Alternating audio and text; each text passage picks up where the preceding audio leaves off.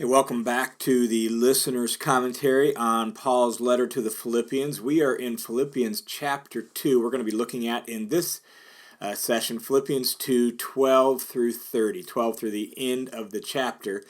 And the first thing to notice is that verse 12 begins with, "So then." That's really in Greek two words that mean therefore, essentially. So it's like therefore, therefore. In other words, we're drawing a conclusion from what has been said previously. And so we really need to keep the context in mind. So before we look at the details of this section, let's make sure we review the context. Philippians 2, 12 through 30 is the conclusion to Paul's address about walking in a manner worthy of the gospel that began at the end of chapter 1. Really what Philippians 2:12 and following is a direct appeal to them after describing how he wants them to live. So he said at the end of chapter 1 that he wants them to walk in a manner worthy of the gospel. And if you didn't listen to that section, you should go back and listen to that to make sure you understand how that really is playing off of their cultural situation. So he wants them to walk that way. Walking in a manner worthy of the gospel is primarily going to show up in unity and harmony. That's at least Paul's main concern for the Philippian church at this point in time. And so he has called them to live in unity in their life together as God's people. And he said that that's going to take humility. In order to live together in unity, they're going to have to practice humility. Well, here in our section on this recording, he now is going to appeal to them to live that out.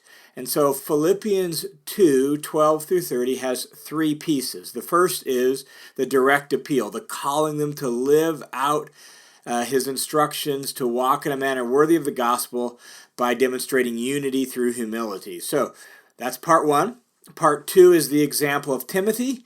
And part 3 is the example of Epaphroditus. So those are the three pieces we're going to walk through as we look at Philippians 2, 12 and following. So let's jump in and look at some of the details. He says this in Philippians 2, verse 12, "So then, my beloved, just as you've always obeyed, not as in my presence only, but now even much more in my absence, work out your salvation with fear and trembling." So verse 12 is really the direct appeal to work out your salvation with fear and trembling, but that needs to be set in, as we've said, the overall context of living in a manner worthy of the gospel and doing so by being unified and practicing humility in your relationship with one another.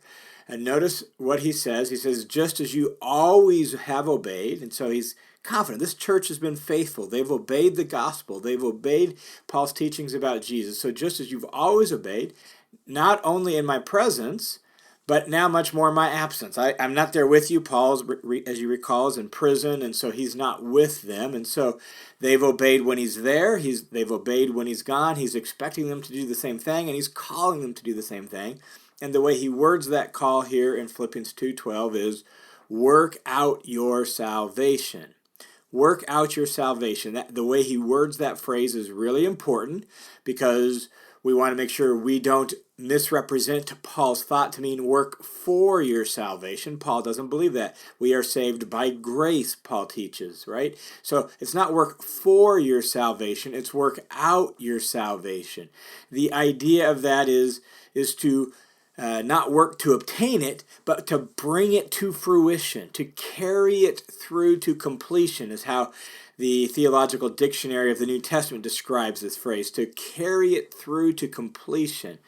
It's not working to obtain it, it's cultivating it, nurturing it, and beginning to live it out. Paul regularly taught, and his letters often follow this format of, he taught, live who you are. So here's who you are, now live like it. You're part of God's family, live like it. And so we're not working for our salvation, we're working out the salvation we've already been given. Now that you're saved, live like it. So work out your salvation with fear and trembling. And fear and trembling speaks of the honor and the awe and the reverence that God deserves as the infinite, almighty, holy God. And so we have this tension in our relationship with God where God is our beloved Father. We call him Abba, Dad. We are completely forgiven and 100% in a right relationship with him. God favors us and looks on us with grace and compassion and kindness. And yet at the same time, because of God's majesty and greatness and holiness and power, we relate to him with a sense of honor and respect and at times deep awe because of his majesty and magnitude and magnificence and greatness. So we work out our salvation with fear and trembling. And in a nutshell, what that then would mean would be we do so with great seriousness, great holy fear, great sobriety. This is not something that we take lightly. This is not something we're just casual about. This is something that we take with the utmost seriousness as a high, really, responsibility and a high privilege that we get to be the people of God. So work out your salvation with fear and trembling. And then in verse 13, he gives sort of the reason why we need to have this fear and trembling, why this is so important. For is explanatory. He's giving the reason. He's explaining this. For it is God who's at work in you, both to will and to work for his good pleasure. So why work out your salvation and why do so with this utmost seriousness and respect? Well, because it's God who's at work among you. It's God who's at work within you. And that sense of at work in you could be probably better translated among you as God's people. This is God's work. God's doing this. You're God's people. It is God who is here. And so this needs to be taken with the utmost seriousness, with holy reverence. Why? Because God is at work among you. And notice he's at work among you both to will and to work for his good pleasure. God provides both the willing and the ability to do this. And so you're not doing this on your own. It's not you producing this on your own. Even our working out our salvation is enabled by and empowered by God's presence and God's power within us. So he's at work in us both to will and to work for his good pleasure. And so work out your salvation, the direct appeal. Now, verse 14 then, Paul says this. Here's what he wants them to do as they work out their salvation. Here's some of the way it should play out. Do all things, not some things, not most things, all things, without grumbling or disputing. Sometimes translated grumbling or complaining. But these two words actually show up in the Exodus account describing the behavior of the Israelites in the wilderness who were grumbling, murmuring against God, against Moses, against the leadership. They were murmuring together in their tent, right? Grumbling and murmuring. So that's the sense of that. And disputing has more to do with arguing and debating and all of that. And so this grumbling and disputing is sort of an interpersonal thing. It's sort of a community thing. Like, do all things as God's people corporately together without murmuring and without disputing, without these rumblings of complaints, these rumblings of discontent, these rumblings of distrust, these rumblings of sedition, whatever it is. You and your life together, remember, unity through humility, you and your life together, you don't go, did you see what he or she did? Did you see how, I'm not so sure I like what the leaders of the church are doing. I'm not so sure I like what the elders are doing. And we're not stirring up all these little controversies and all these troubles. We're not debating. We're doing all things without grumbling and disputing.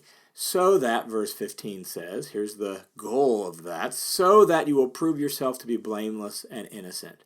Instead of grumblers and disputers, you will be blameless and innocent. That's the goal.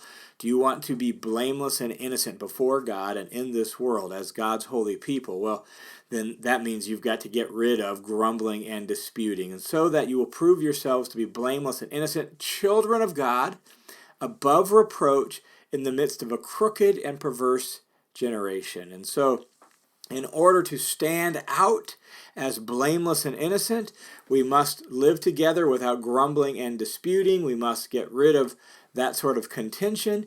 And if we do so, we will stand out as above reproach in the midst of a crooked and perverse generation, among whom you appear as lights in the world. Our our ability to be the light of the world is directly related to our life together without grumbling and complaining and debating and disputing and murmuring and all of that. And so if we, as God's people, are going to be a city set on a hill, the lights in this world, if we're going to be that, we're going to actually have to live together in harmony and unity without grumbling and disputing. So among whom you appear as lights in the world, verse 16 then picks up with holding fast the word of life, or maybe better translated, holding forth the word of life. It's not just our holding fast to it, I think, here in context, because of this idea of lights in the world, it's more holding forth the word of life. So that in our relationship together, we hold forth the word of life in such a way that we demonstrate God's way of doing life, so that in the day of Christ, Paul says, I will have reason to glory because I did not run in vain or toil in vain. And so this idea of glory is boast, celebrate, proudly rejoice. And so Paul says in the day of Christ, that is when Christ returns, he will have reason to celebrate because he didn't run in vain or toil in vain on their behalf.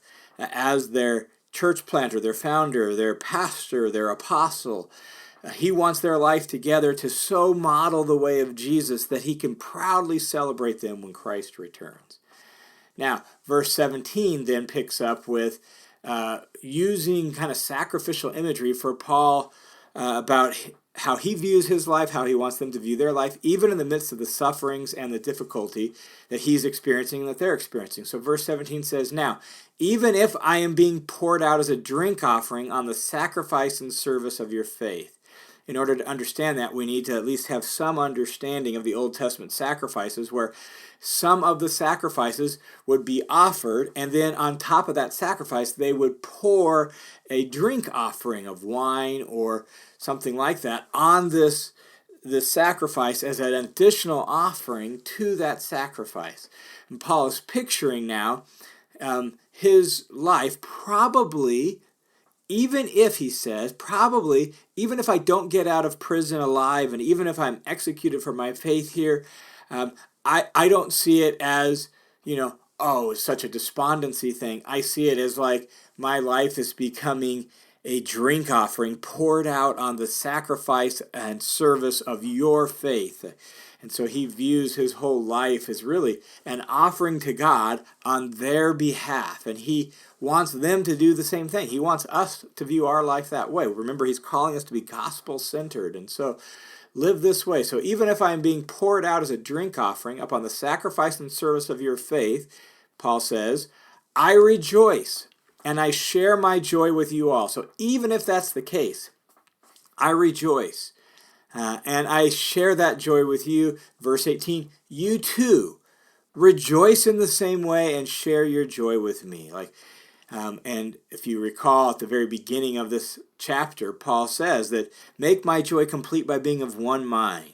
That's really the heart behind all this. He wants them to live together without disputing, without murmuring against each other, without grumbling and complaining. Live together in unity and in harmony, and in doing so, we'll share our joy with each other. So rejoice in your life. Rejoice in the opportunity to serve Jesus, even through suffering and hardship. Rejoice in that and share your joy with me by living out your faith genuinely together as God's people.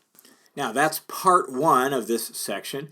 Part 2 and part 3 are the examples of Timothy and the example of Epaphroditus. And they go together because they are stated in terms of sort of Paul's plans, why he sent Epaphroditus back, how he hopes to send Timothy back, and how he himself hopes to come soon. So they're stated in terms of what's happening with Paul's companions and himself, and even some of his travel plans and some of that. And so they go together. And because they're stated that way in terms of sending Timothy, sending Epaphroditus, Paul coming, some scholars have wondered if, was Paul actually intending to kind of wrap up the letter here, and thus he turned to travel plans, and then somehow he got interrupted, and then when he came back he had more he wanted to say, or whatever. So some scholars have wondered about that. But the fact is the only form the letter exists is the form we have it, and anything of that nature really is pure speculation and pure conjecture. There's no way we would know what Paul was thinking because he hasn't told us. And so we really are left to guess. Yes, it's a bit odd that here in the middle of the letter, Paul talks about his travel plans a wee bit. But contextually, these two things do fit. And they fit in the sense that Timothy and Epaphroditus are two living, breathing, concrete examples of the kind of behavior that Paul has called the Philippians to embody themselves. And so he really offers them here as examples to the church of living with gospel-centered humility for the sake of others and for the sake of their witness in the community. And so they really are chief examples of that. And personally, I think that's why he brings them up here. And he has to state in terms of his travel plans because that's on the top of his mind too. This is a letter of friendship. Epaphroditus is going to be carrying the letter. But they primarily are examples of the kind of behavior he wants them to live. As Frank Thielman says, Timothy and Epaphroditus and Paul himself have understood that Christian commitment means losing one's life in order to find it, forfeiting the whole world in order to gain one's soul. And so they are held forth as examples of that sort of behavior. So let's take Timothy, the first chunk, the first example here. Paul says this about Timothy. Let me read you verses 19 through 24 and then just make a few observations about it. Paul writes, "Now, I hope in the Lord Jesus to send Timothy to you shortly, so that I may be encouraged when I learn of your condition. For I have no one else of kindred spirit who will genuinely be concerned for your welfare.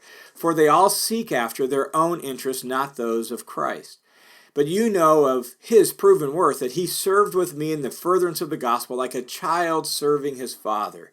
Therefore, I hope to send him immediately as soon as I see how things go with me, and then I trust in the Lord that I myself will be coming shortly." So he sets forth Timothy as somebody he wants to send to the church fairly soon. The reason for the delay is he wants to wait to see if he doesn't get more of a sense of how things are going to turn out with his case. Once he knows that, he wants to send Timothy so Timothy could give them the report on that. And so that's sort of what's going on here. But in describing Timothy, if you listen closely, you'll hear echoes of some of the things that Paul has said directly to the Philippians. So he says in verse 20, "For I have no one else of kindred spirit who will be genuinely concerned for your welfare." Recall above in chapter 2 where he's urged the Philippians to consider others more important than themselves, right? To think of others more than yourself. Well, Timothy says does that. Timothy's concerned for your welfare. And I don't have anyone else like him of kindred spirit, of joint spirit, of who's united in spirit, which is another thing that he's called them to. I don't have anyone who's got the same spirit as me who will actually be genuinely concerned for your welfare. So Timothy embodies that value. Verse 21, "For they all," other people that he's considered maybe sending or that he knows, "they all seek after their own interests, not those of Christ." Remember, again, that's an echo of what he said earlier where he says, don't look out for your own interests, but look out for the interests of others. Well, these people seek after their own interests. That's why they're not concerned for your welfare. Timothy, on the other hand, he's concerned about the interest of Jesus, which means he's concerned about you and your welfare. Verse 22, he says, "You know of his proven worth." Why did they know? Well, because Timothy was with Paul when he started the church in Philippi. And so they know Timothy. They have a relationship with Timothy. In fact, it appears if we reconstruct Paul's letters and Acts and all that together, that when Paul left Philippi, he left Timothy behind. And Timothy stayed there for a while and cared for them and served the church a little bit there to kind of make sure they were well established before he went and was rejoined with Paul. And so they have a long history and a solid relationship with Timothy. And so they know his proven worth. They know how he gave up his life for their well-being and for the sake of the gospel. So they know that he served, Paul writes in verse 22, that he served with me in the furtherance of the gospel, right? That he conducted himself as a servant of the gospel on their behalf, like a child serving his father in partnership with Paul. So Timothy really embodies the values and the virtues that Paul has appealed to the Philippians themselves have. And that's why he brings him up here and describes him, and he's hoping to send him to them as soon as he learns what the outcome of his trial is going to be. Send him to them so that they will know how it's going. Now, the next example is Epaphroditus. Recall from our background study to the letter, Epaphroditus is a member of the church of Philippi. Epaphroditus is the one who brought the gift from the Philippian church to the Apostle Paul, brought him some money so that he could be cared for and taken care of in his imprisonment. And so Epaphroditus is really a servant of the Philippian church. Paul is sending him back at this point to the church. In fact, it appears he's the mailman who's now carrying this letter back to the church. And Paul's explaining why that's the case. So let's read again about Epaphroditus, picking up in Philippians 2, verse 25. Paul writes, "But I thought it necessary to send to you Epaphroditus." And so Paul's explaining why Epaphroditus is coming back. Presumably because the Philippians would have expected him to stay with Paul longer, maybe. Not totally clear, but the way Paul words this, I thought it necessary. This was my decision. I thought it was the best thing for Epaphroditus, for you, and for everybody to send him back to you. So I thought it necessary to send Epaphroditus, and he describes Epaphroditus this way, my brother and fellow worker and fellow soldier. This sense of unity again, camaraderie, this fellow partnership in the gospel spirit. So my brother and my fellow worker, my fellow soldier, who is also your messenger and minister to my need, right? Epaphroditus was sent to them to be their messenger and their minister. The word translated messenger here is literally an apostle. He was their representative. He was the official representative of the church at Philippi. That's the basic meaning of the word apostle. So they're the apostles of Christ. They're the representatives of Jesus. But there were other apostles in the sense of representatives of the churches, or apostles that were representatives of politicals. They were like political governors and things like that. They're ambassadors on their behalf. So the word apostle isn't exclusively religious. It means representative, official representative. So Epaphroditus was the apostle of the Philippian church to Paul, their representative, and ministered to my need. And the word he chooses for the word minister here is a unique word that means really to provide religious service. It's actually the word that our word liturgy derives from.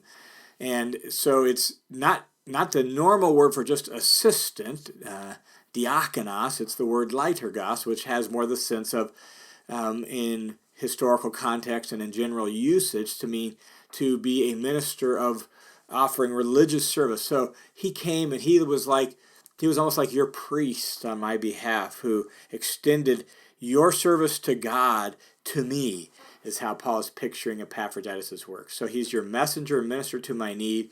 And the reason Paul thought it was necessary to send him back, verse 26, is this: because he was longing for you all and was distressed because you had heard that he was sick. And so Paul thought, man, it's just going to be best for everybody if I send Epaphroditus back. He was sick. He was worried about you because you were worried about him. And he just said, you know what? I'm going to write this letter. You go back. You take the letter. You reconnect with them. You let them know how I'm doing. That's best for everybody. So Paul sent him back because Epaphroditus had gotten sick. We're not sure exactly when he'd gotten sick. Did he get sick on the way to Paul? Did he get sick when he arrived at Paul? But somewhere since he left Philippi and came to Paul, somewhere in there he got sick. And not just a little bit sick, he got deathly sick. Look at verse 27. For indeed, he was sick to the point of death. Like, he was super sick, like at the verge of dying sick. In his quest to serve the church and serve Paul, he got really, really sick. And his sickness was so bad that he almost died. That's why the church at Philippi is so concerned about him. And so Paul says, indeed, he was sick, in verse 27, to the point of death, but God had mercy on him, and not on him only, but also on me, so that I wouldn't have sorrow upon sorrow. Like, Paul's like, man, my heart would have broken if Epaphroditus had died in serving me on your behalf, and yet God spared him. God had mercy on him. Just a real quick aside, pause for a second. I've always found this verse interesting, because remember, Paul has had the ability to heal sick people before. But this verse sounds like he didn't heal Epaphroditus. And so it raises questions about, well, why not? And it reminds us that the gift of healing that Paul had wasn't like magic that he could just command on cue and all of that. It was really for God's purposes and for the sake of ministry, and in a lot of ways it seems like for the sake of mission, to credential Paul and to credential his message by what Paul calls in Corinthians the signs of apostleship. And so it wasn't just something he used at random. And apparently in this case, here's Epaphroditus deathly sick, and Paul's praying for him to get well, but he himself didn't heal him. And so Epaphroditus was deathly sick. Paul would have been so sad if he had died, but God spared him, and Epaphroditus got better. Therefore, Paul writes in 2:28, therefore, I've sent him all the more eagerly, so that when you see him again, you may rejoice, and I won't have to worry about you guys anymore. I may be less concerned about you. So I'm excited to send him back so you guys can reconnect. You won't be worried anymore. So Paul says, receive him as you would me. Like verse 29, receive him then in the Lord with all joy. Not, suspicious. Why did you come back early? And any of that. Just receive him with all joy. And then he says, hold men like him in high regard. Here's where we get the example of Epaphroditus. Hold men like him in high regard. Why? Verse 30, because he came close to death for the work of Christ. As far as Paul was concerned, Epaphroditus was a servant of Jesus who was representing the Philippian church in bringing their gift to Paul. That's the service to Christ. That's supporting Christ's apostle. And so he came close to death for the work of Christ. So hold him in high regard. He finishes the thought by saying, risking his life, literally gambling with his life to complete what was deficient in your service to me. You were not able to come here. You were not able to provide for my needs, directly. So you sent him. He was your official representative, and he risked his life, gambled with his life to complete this task and to bring the gift and to be a minister to my needs on your behalf. So hold men like him in high regard. And so here we have Epaphroditus, who, like Timothy, laid down his life for the sake of Paul, who laid down his life for the sake of the gospel and the ministry of Jesus, the work of Jesus. And Paul is holding forth Timothy and Epaphroditus as examples to the Philippian church, and by extension to us, as to how should we live our lives? Well, we should live our lives considering others more important than ourselves. We should do so gospel-centered, so that we're doing that on behalf of Jesus for the sake of the gospel. That's how we should view our lives. That's what Timothy did. That's what Epaphroditus did. And that's what we need to do. Now, let me wrap up this section by just making this one observation. What Paul does with Timothy and Epaphroditus, I think, is extremely invaluable and really instructive to us. We all need concrete examples of faith. And Paul is providing those for the Philippian church through himself, through the example of Jesus. But here, a concrete example, Timothy and Epaphroditus, two people whom they know very well, two people whose lives they have observed and watched, two people that they have clear, close relationship with, who provide very down-to-earth, everyday, concrete examples of what it looks like to walk in a manner worthy of the gospel. You need that. I need that. You can provide that perhaps for somebody else. So who in your life can you be a concrete example of what it looks like to walk in a manner worthy of the gospel? And who in your life is providing that, has provided that example for you? And depending where you're at in your faith journey, those needs are different. If you're early on in your faith journey, you're new to the faith, or you're young in the faith, you need some concrete examples like Timothy and Epaphroditus to show you what it looks like to live this way. If you're more mature in the faith and growing in your faith, then you can provide that for others, and others need you to provide that. You need to be that for others. That's one of the needs you have in your faith. And so wherever you're at, either find some concrete examples who can provide that for you, or be that concrete example you can provide for somebody else, so that as churches we can be strengthened and we can all grow in our faith and do a better job at walking in a manner worthy of the gospel.